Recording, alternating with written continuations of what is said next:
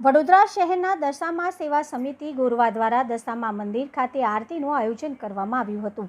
આરતીમાં મોટી સંખ્યામાં ભાવિ ભક્તો જોડાયા હતા। દશામા સેવા સમિતિ ગોરવા દ્વારા મા દશામા મંદિર ખાતે છેલ્લા 50 વર્ષથી મા દશામાની મૂર્તિના સ્થાપના વાસ્તે ગાસ્તે 10 દિવસ સુધી આસ્થાની સાથે મા દશામાની પૂજા અર્ચના કરવામાં આવે છે। ત્યારે ગતરોજ સાંજે આરતીનું આયોજન કરવામાં આવ્યું હતું। મા દશામાની આરતીમાં શહેર ભાજપના કારોબારી સભ્ય અને પૂર્વ કાઉન્સિલર રાજેશ આયરે, પૂર્વ કાઉન્સિલર પૂર્ણિમાબેન આયરે, દશામા સેવા સમિતિના અરવિંદ પટેલ, દેવરાજસિંહ સોલંકી સહિત સમિતિના સભ્યો સહિત ભાવિ ભક્તો આરતીમાં જોડાયા હતા। દશામા સેવા સમિતિ દ્વારા સાંજે ભવ્ય લોક ડાયરાનું આયોજન કરવામાં આવ્યું છે। લોક ડાયરામાં દશામા સેવા સમિતિ દ્વારા લોકોને આમંત્રણ પાઠવવામાં આવ્યું હતું। ગોરવા દશામા મંદિર આપ જાણો છો કે વર્ષોથી એટલે 50 વર્ષોથી પણ વધારે વર્ષોથી એક નાનું મંદિર હતું, જ્યારે ગોરવા ગામ જ ફક્ત હતું।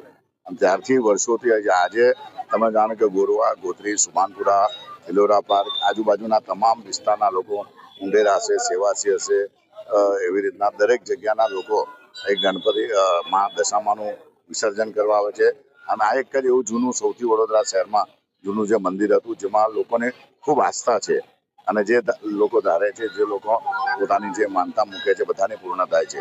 અને આજે વર્ષોથી અમે પણ આજે આવે છે દશામા સેવા સમિતિ તરફથી છેલ્લા કેટલા વર્ષોથી દશામાની મૂર્તિનું બી સ્થાપના કરવામાં આવે છે, વિસર્જન કરવામાં આવે છે। અલગ અલગ પ્રકારના દર વખતે દશામામાં આનંદના ગરબાને સાથે થતું હતું। આ વખતે દશામા સમિતિ તરફથી અહીંયા ભવ્ય લોક ડાયરાનું પણ આજે આયોજન કરવામાં આવ્યું છે। તો વડોદરા શહેરની અંદર જે બી પશ્ચિમ વિસ્તારની અંદર આના વિસર્જન માટે પણ તમે જુઓ છો કે જે ગોરવા, ગોત્રી, સુમાનપુરા, ઇલોરા પાર્કના વિસર્જન માટે પણ અહીંયાનો વડોદરા મહાનગરપાલિકા દ્વારા આ દશામાનું વિસર્જન કરવામાં આવશે।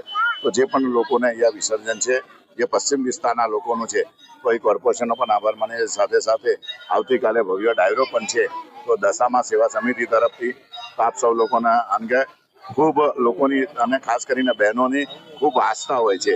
10 દિવસથી જે ઉપવાસ કરે છે, નકોડા ઉપવાસ કરી અને માતાનું જે લોકો ભાવિક ભક્તો દ્વારા પૂજન કરવામાં આવે છે। તો આવતીકાલે છેલ્લો દિવસ છે, તો આપ જરૂરથી પધારશો। જય દશામા।